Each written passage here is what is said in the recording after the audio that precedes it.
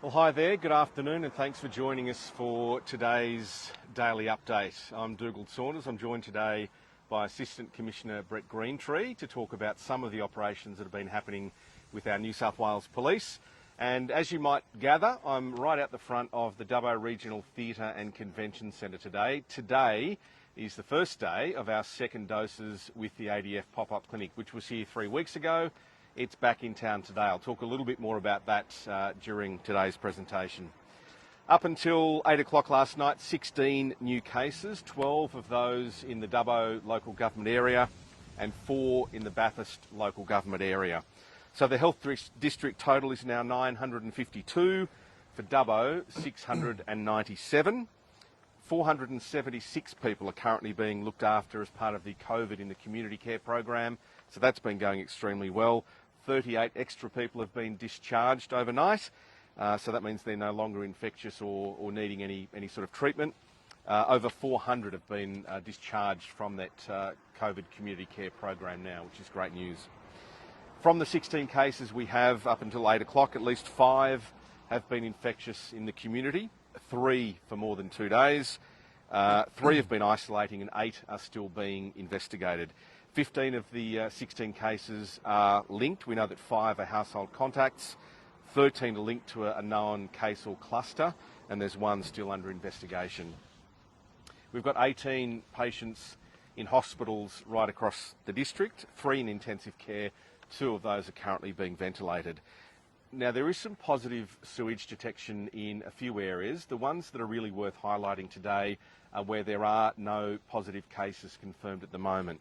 So that includes Trangie and Nyngan. So we don't have confirmed cases there at the moment, but we do have concerns given the positive sewage detection again. So it would be fantastic in Trangie and Nyngan if you can come forward for testing as we try and isolate any of those scenarios where that could lead to a positive case being confirmed. A few stats that are interesting and I thought were worth sharing. 56% of cases under 30. We've got 84% of cases under 50 and 4% of the cases are currently over 70. Now that doesn't sound like a huge amount, but that is 38 people. I just wanted to address some of the confusion that still seems to be existing around the stay-at-home orders and what that means, given that some stay-at-home orders have been lifted in some parts of regional New South Wales. Now, for many parts across our greater region, that isn't the case. We remain under those stay-at-home orders, and each of our regional local government areas will be reviewed on a weekly basis, and if there have been no confirmed cases within a 14-day period, then local government areas are being looked at to again come out of stay-at-home orders. But there is a link on this post to show who's remained in stay-at-home orders and who's moved out as of midnight last night. So if you need any more details about that, click on the link that is in this post. And there is a little ray of sunshine. I've mentioned this a couple of times. There has been quite a few questions about this. From Monday, the little ray of sunshine is that if you are double vaccinated, you can gather with 5 people, so you can be one of 5 who gather in an outdoor venue like a park. And that doesn't include children under 12, so they're not included in that 5. But it means that double vaccinated people can gather for a period of time, have a picnic, for example, and enjoy each other's company. A great chance for grandparents who are double vaccinated to catch up with children and grandchildren if those parents are all vaccinated as well. So that's starting from Monday. It is also available for all areas that are under stay-at-home orders. So that's been, I guess, one of the confusing parts. Even in the areas of hotspots in the Sydney local government areas, there is still that availability for a couple of hours. But in all of our regional areas, whether you're at stay-at-home orders or not, that 5 people, double vaxxed, can get together from Monday. So that's a nice bit of good news. Now, you can't do it at your house in your backyard. You can do it at a public venue. That's the good news. As I mentioned yesterday, the 70% double vax rate we're expecting to reach by mid-October. There is an expectation that we, as a regional area, and when we look at the region, it's really from the mountains all the way out to the far west. I think every LGA across this entire region will be at that 70% double vaxxed by that point. We're already, in most cases, at 70 or above for first doses. In fact, quite a few of our local government areas are more like 80% first dose. So we are well on the way. So a massive thumbs up for everyone who's, as quickly as possible, getting their first and then their second doses of vaccine. The other thing we saw yesterday was the release of the roadmap, which sets out a bit more detail about what to expect, including things like domestic travel, and that means more visitation to regional areas like ours, which we're definitely looking forward to. Another little bit of good news that just came up overnight is for learner drivers. Now, this one's really important. So a new exemption has been provided so that if you are a learner driver, you're allowed to leave your residence with one other member of your household to do learner driver practice. So with mum or dad, you can go out and do that. Now, you need to have ID with you.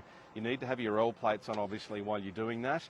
And you can go and do that basically from today. So that's a bit of good news for the learner drivers that have been looking at getting a bit of practice in. What it means is you go for a drive and you go straight home. You don't have anyone else in the car with you unless it's needed for, again, a child under 12 who needs to be supervised. A bit of school news. Dubbo West Public School has been closed again, sadly. A member of the school community has tested positive for COVID-19, so contact tracing and deep cleaning happening at Dubbo West Public School, but all staff and students who have actually been back at the school are now asked to isolate, and there'll be further advice from health coming up. On to testing, around 2,500 tests across the district in the last 24 hours, so still roughly around the same level, a bit of a bump on yesterday. We are still asking you to please come forward if you have even the mildest of symptoms. We've talked about it with our GPs and chemists as well.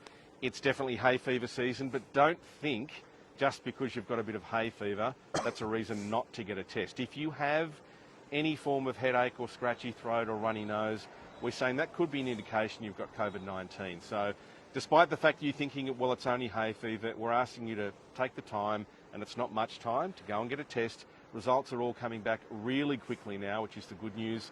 So if you've got any of those mild symptoms, or you've been at a casual contact venue or in contact with somebody who has, you might have a concern. That concern means you should go and get a test, and that's what we're asking you to do today. The New South Wales Health website is updated regularly with venues of concern.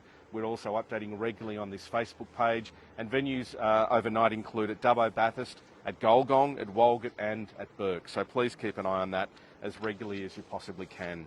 Testing clinics are open right across the region as they have been. We do have a drive-through testing clinic that's now been set up at Lightning Ridge at the Bowling Club. So that's open from 10 till 4 right across this weekend.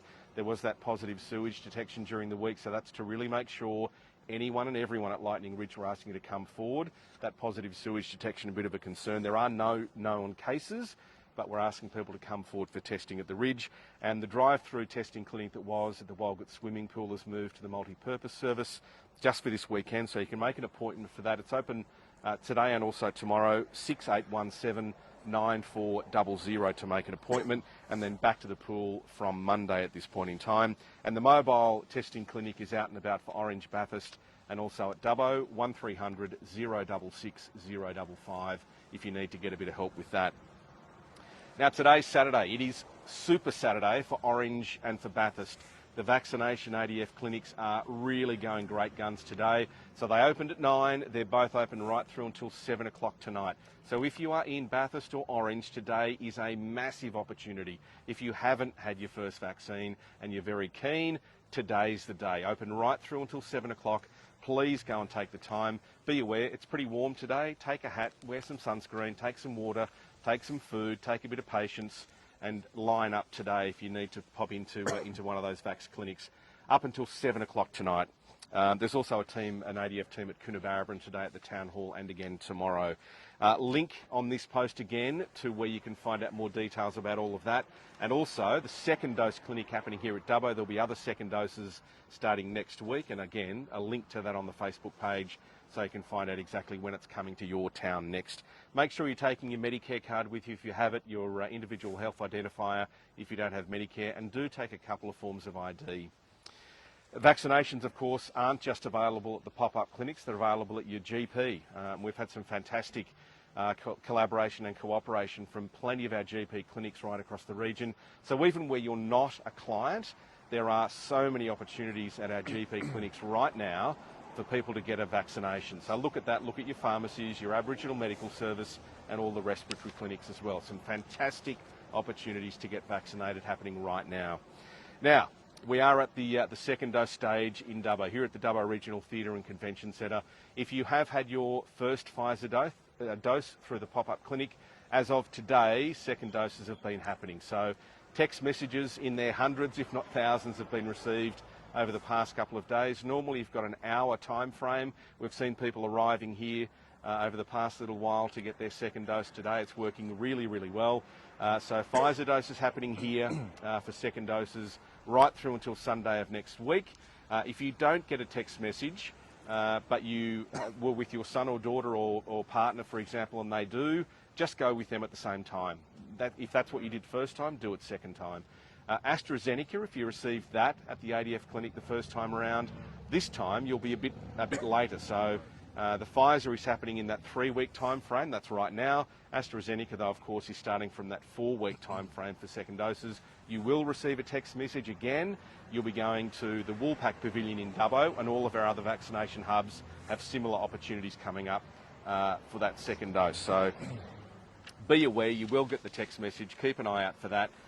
And do your best to be there at that time. If you can't, for whatever reason, and look, second doses are actually a bit easier than first doses, but if you can't get there at that time, reply to the text message and ask for another time. If you still can't do that, try and work it out for a following day and do your very best. The Wellington vaccination clinic's been a huge success, over a couple of thousand doses of Pfizer in the past few weeks, which has been awesome, and a couple of thousand doses of AstraZeneca since April, which has been amazing as well. That continues. So next week on to second doses for the Wellington clinic. So well done to Wellington and everyone that's been really supportive of that particular clinic as well. Don't forget to look at other opportunities. If you can't get to one of our pop-up clinics, there are plenty of other ways of getting a vaccine, including through the eligibility checker, your pharmacist, your GP clinic. That's enough for me right now. I'm going to throw now to Assistant Commissioner Brett Greentree just to give a little update on what the police have been doing, and then I might have a bit of a chat to him around some of the things he's seeing around the region.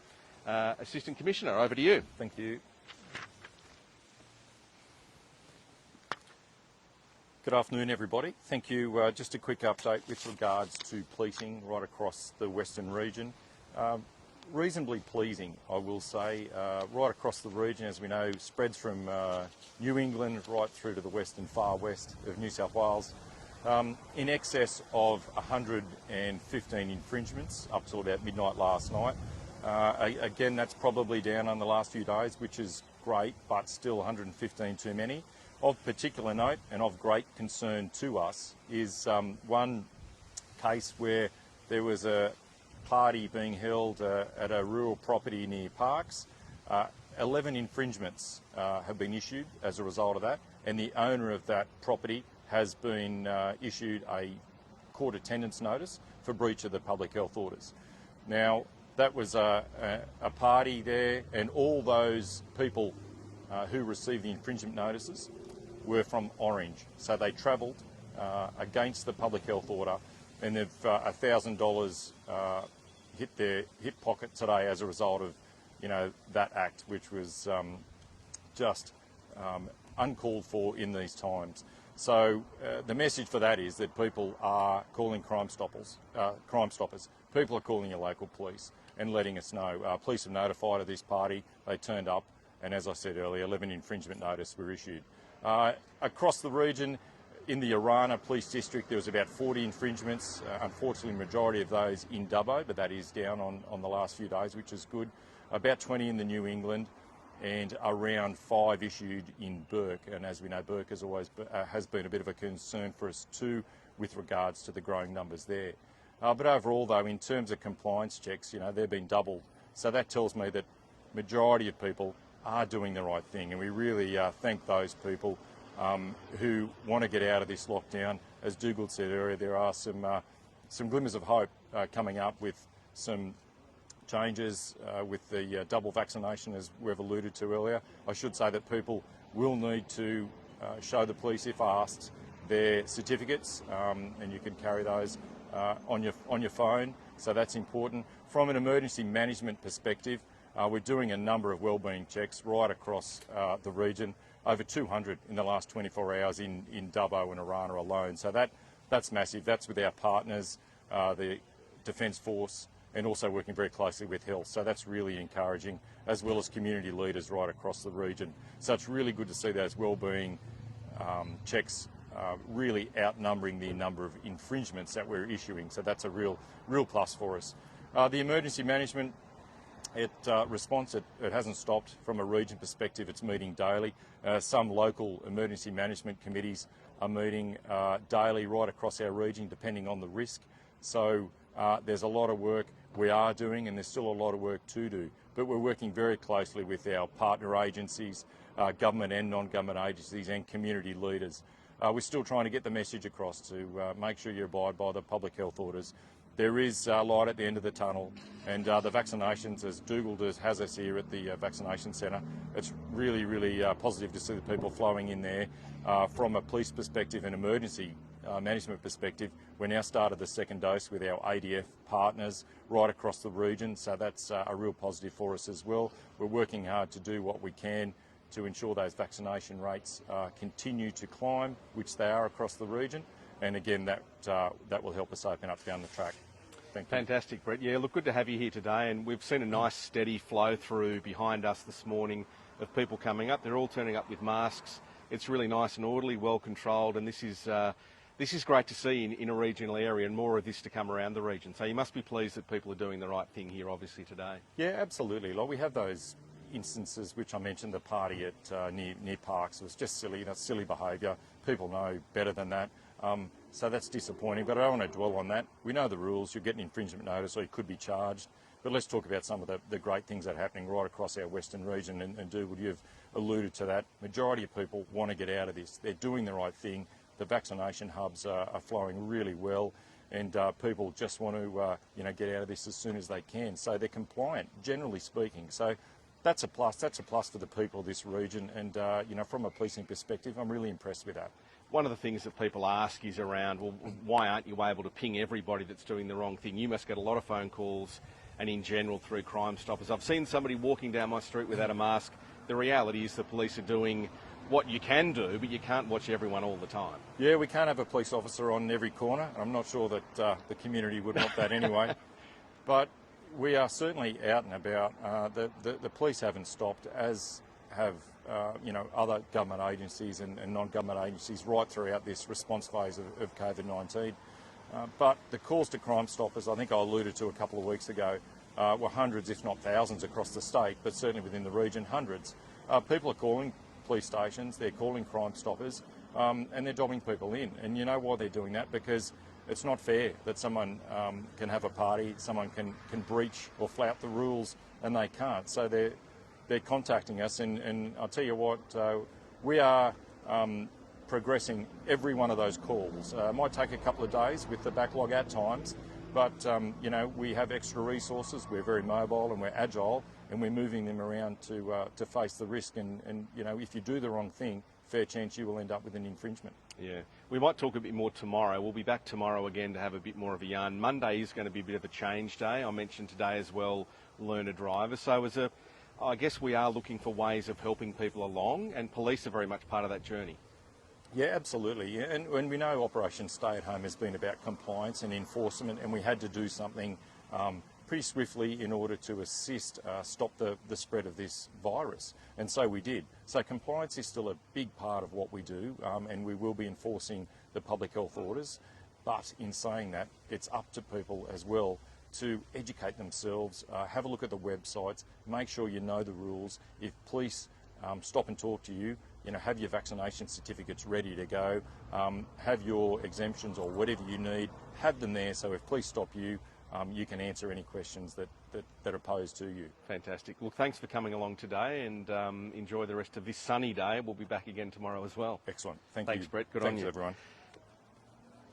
So that's Assistant Commissioner Brett Greentree. As I said, we're out the front here of the Dubbo Regional Theatre and Convention Centre. Lots of people coming in for their appointments for second doses today. Super Saturday today for first doses for Bathurst and Orange. Good luck with that. Get there if you can. Have a fantastic day. We'll be back again at midday tomorrow for another update.